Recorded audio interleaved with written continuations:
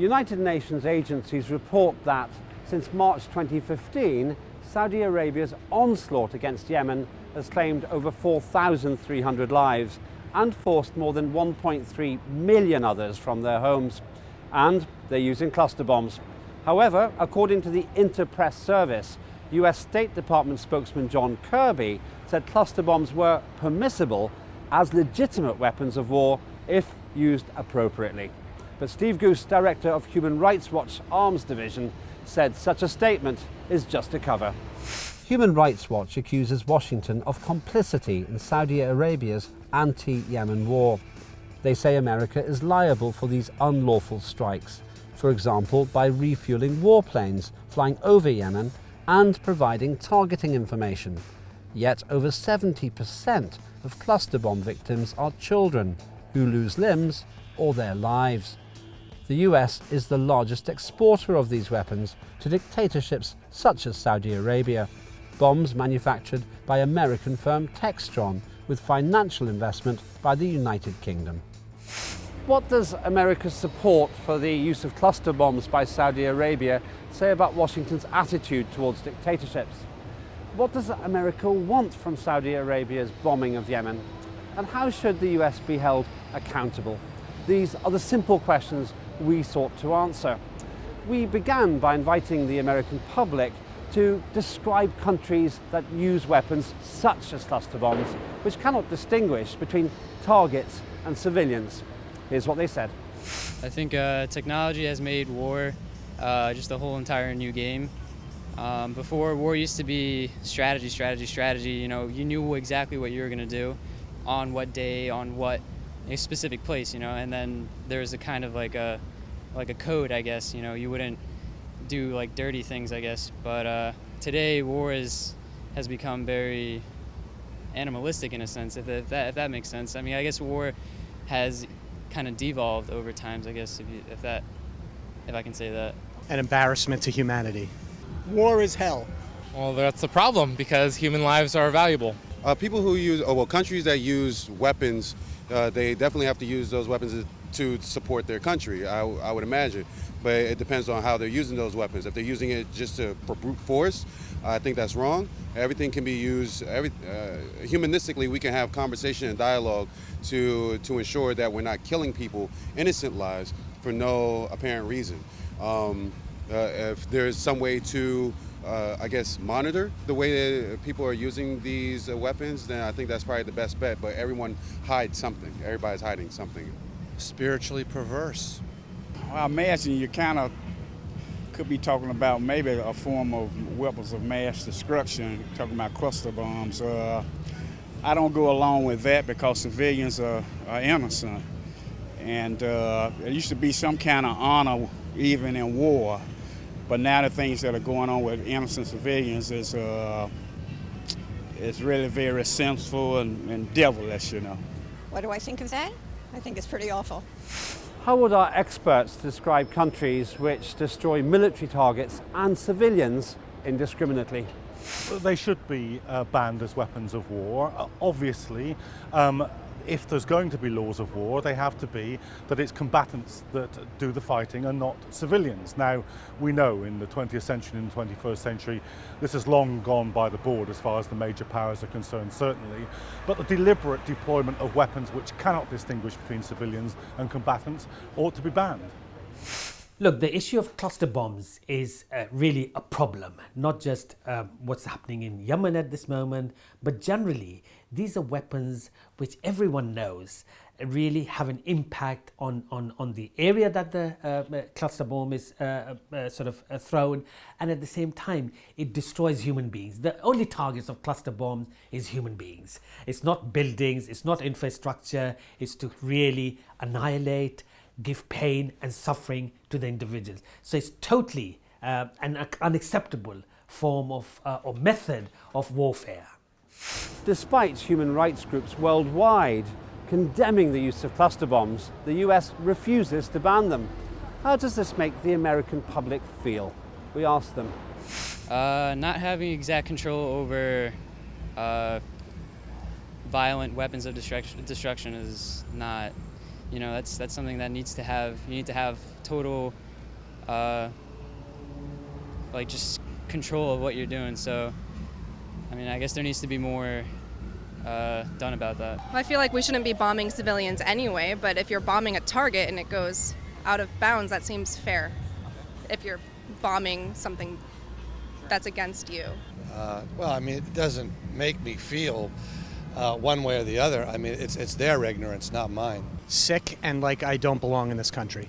Well, the U.S. has their reasons. They hopefully do their research ahead of time, and there has to be a reason for it. If someone is carelessly making this decision, then that's unfortunate, but it's a price we pay because we live in a supposedly free country. War is hell. It makes me really embarrassed for a country like ours to do that kind of thing. Well, the U.S. tried to ban everything. That's a given. I think the minute that America doesn't feel like they're in power or feel like there's a struggle, some type of restraint from another country or strain from another country, then they're going to try to put some sanctions on there. I guess it can be good for the people, but it depends on what the intentions are of America. I think they should ban them. I mean, they're not good for anybody. I mean, everybody's the same as far as being human beings, and how can one country be allowed to use them and other countries not be allowed to use them? I don't understand that, and I didn't know that either. So, what are the feelings of our experts regarding the US's refusal to ban cluster bombs, despite international condemnation of this weapon? It's sickening to see the most powerful countries in the world, the wealthiest countries in the world, dropping these kind of munitions and using these kind of munitions, often in the poorest countries of the world, and deliberately aimed at the poorest people in the poorest countries in the world. Look, at the end of the day, American economy is based on war. They create war, and their industrial military complex is there to sell weapons, whether it's cluster bombs, whether it's chemical weapons, whether it's any kind of armament which targets human beings. America is selling, and the American economy is, as I said, based on war. Therefore, they have to create war, they have to sustain war, they have to supply armaments to all the horrid dictators wherever they are, whether they're South America, Middle East, Africa, or wherever. America is in bed with some of the most ugliest rulers on this planet who suppress human rights in their country, who go and bomb their neighbors, and American industry goes on because it needs to sell these things.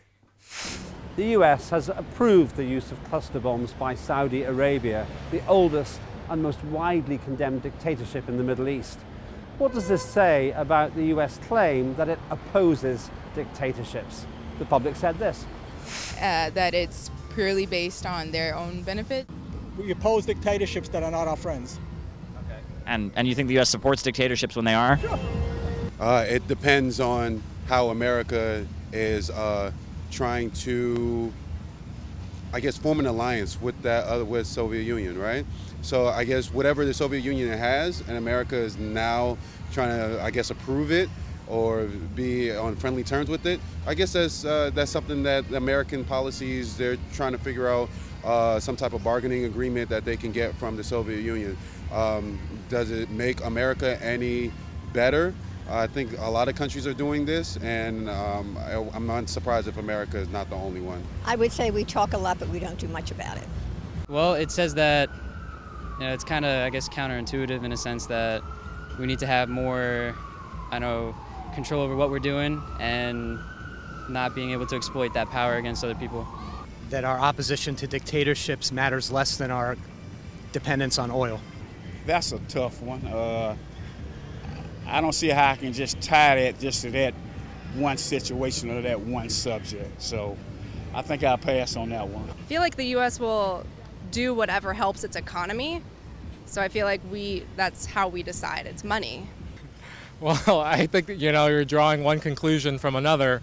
I think the U.S. has its clear views of Saudi Arabia, and I'm sure they'll stick with those, but I don't think it's fair to, just because they're supporting one thing, then it's a blanket support for the, everything else they do.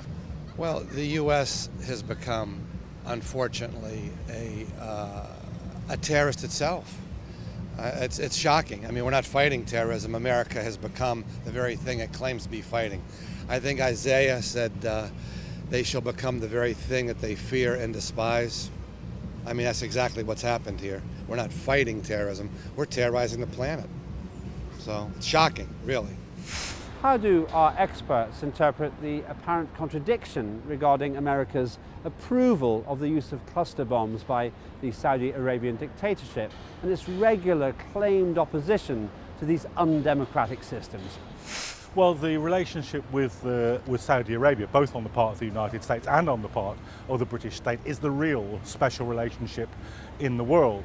This is the one which nobody will speak against, which nobody will break. It's too important for them in terms of what they regard as stability in the Middle East. So it doesn't matter that Saudi Arabia, for instance, beheads on an absolutely industrial scale. It doesn't matter that it's carrying out a war of choice and a war of aggression in the Yemen. And it doesn't matter that it's using the most despicable weapons in the world. That relationship will not be broken.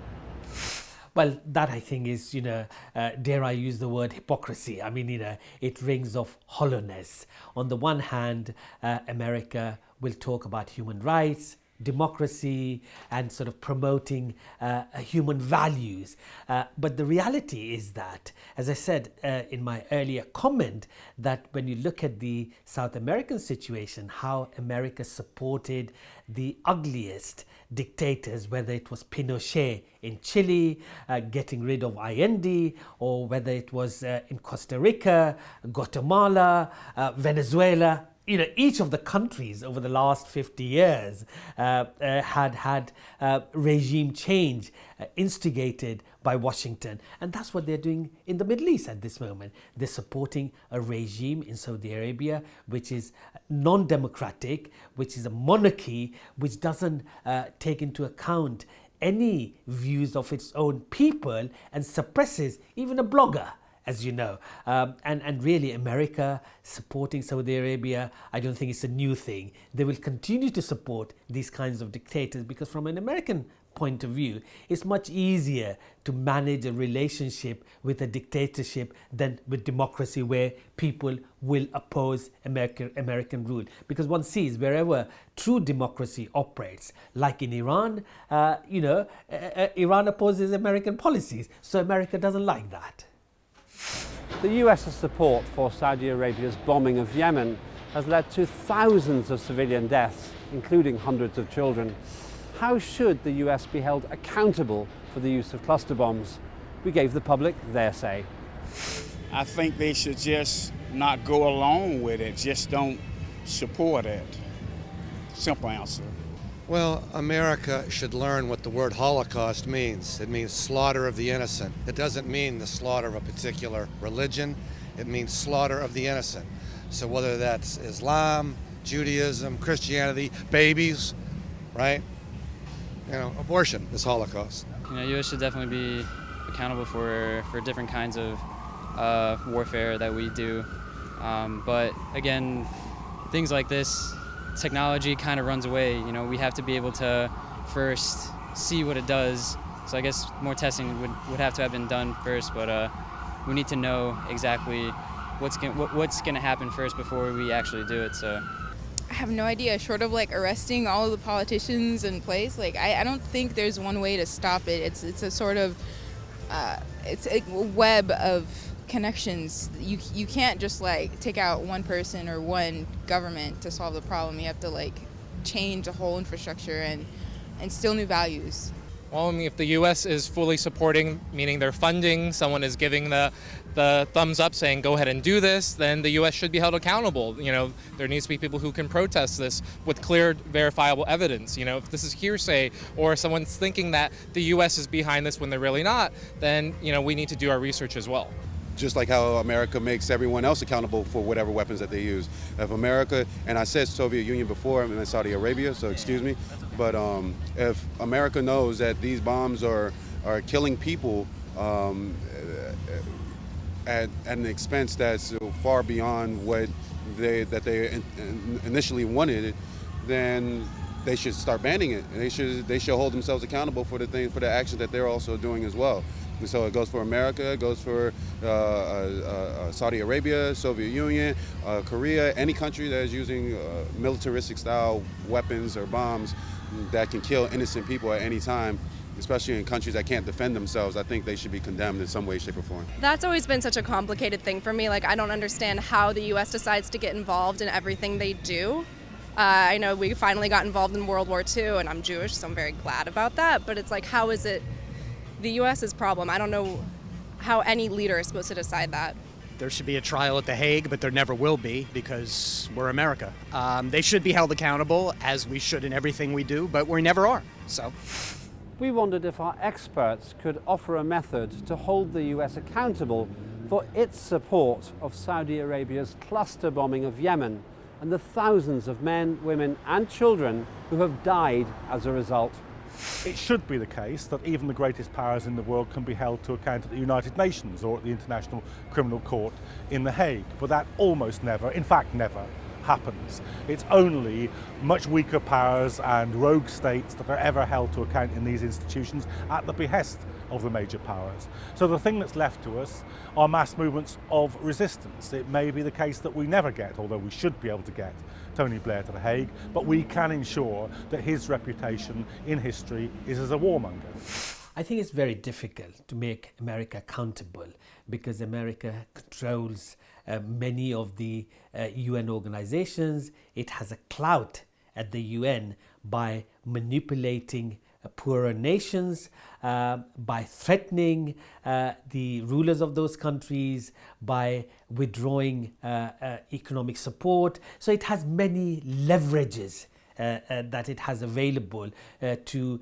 get the results that it wants. So to be able to hold America accountable in any kind of international forum, I think is going to be very difficult. But at the end of the day, I think the mass of the public, the ordinary man and woman in the streets of London, Paris, Washington, and other capitals and cities of the world are realizing that what America is doing is against humanity. It really is. I mean, like someone said, probably America is the largest rogue state on this planet, and it's a danger to this world than anyone else. So it's very difficult to control America, but I think internally America is eroding itself by, as we saw only recently, shooting off a reporter and a cameraman. So those sort of things are social ills which are happening in USA. Only the recent report said that in every year, nearly 37 to 40,000 people are killed in USA by gun shootings.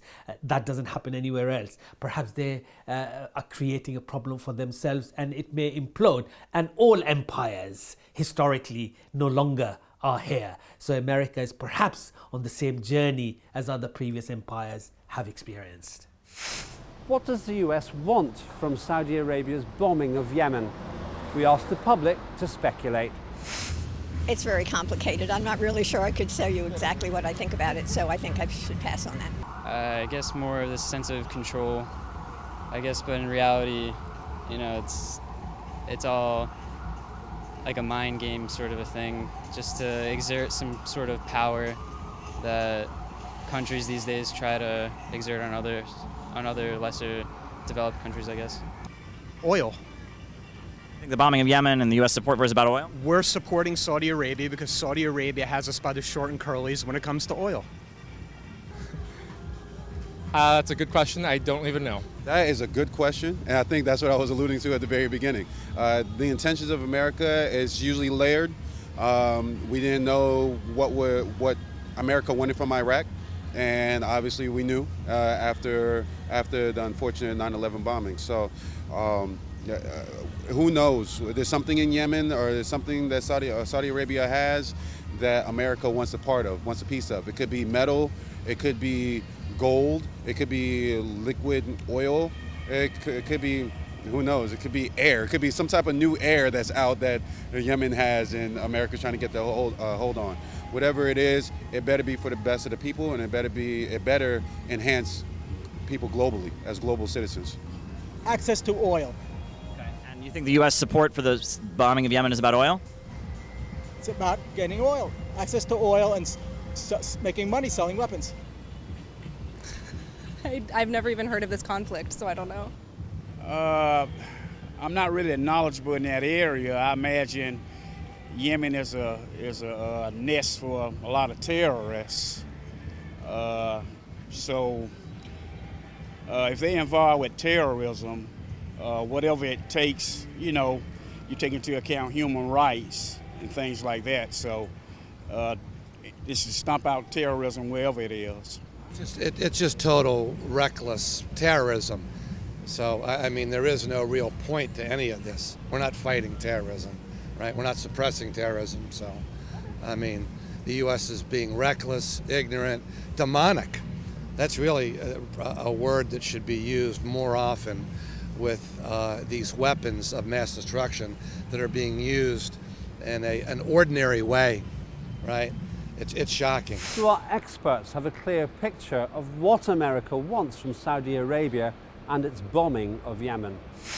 It wants to stabilise and to support a regional ally in the Middle East. Saudis feel threatened by developments in Yemen. They've had to go to war over it the first time that they've headed up a military intervention, and the United States will support them. And it will support them for these reasons. One, it wants Saudi as a regional ally in the Middle East that can stabilise in the interests of the West, the region, they hope. It wants a swing producer of oil that can guarantee a profitable price for oil across the global markets, and it wants it as a market for arms. The biggest buyers of UK arms are the Saudis. It's a complex matter. Because at the end of the day, what Saudi Arabia is doing, it is supporting the unsavory characters of ISIS in Syria, the barbarians who promote themselves to be Islamic, but in reality they're anything but Islamic. They're criminals, and Saudi regime is a Wahhabi regime, and really ISIS is the child of that particular philosophy, that particular ideology. Similarly, what they're trying to achieve in Yemen is to suppress the genuine sort of public realization that to have their own right, to have their own say, to have their own dignity, and Saudi Arabia is at this moment trying to suppress that uprising in Yemen, like they did in Bahrain 4 years ago by sending the troops. But I think, as I said, Saudi Arabia, just like USA, its patron, if you like, is on a losing wicket, and I suspect Saudi Arabia will be also experiencing the same kind of difficulties, especially with what's happening with the oil price. Saudi Arabia triggered that oil crisis with the barrel of oil falling down substantially from over $100 to nearly $40. It is having an economic impact in Saudi Arabia itself because Saudi Arabia is spending money all over the world to support terrorism, and they will not be able to continue to do that. Similarly, in the same manner, I think they will not be able to sustain the activities that they are inflicting on the Yemeni people because of the economic crisis that Saudi will be experiencing in a very short time. Human rights activists say the United States is providing a thinly veiled cover for cluster bombing by Saudi Arabia against Yemen. The fact the United States also armed Saudi Arabia with cluster bombs means the US is demonstrably complicit in death and injury in Yemen. America says it cares about human rights, but actions speak louder than words. And Washington's support for Saudi Arabia's cluster bombing is not just helping to kill civilians in Yemen, it is also blowing a hole in Washington's human rights credentials.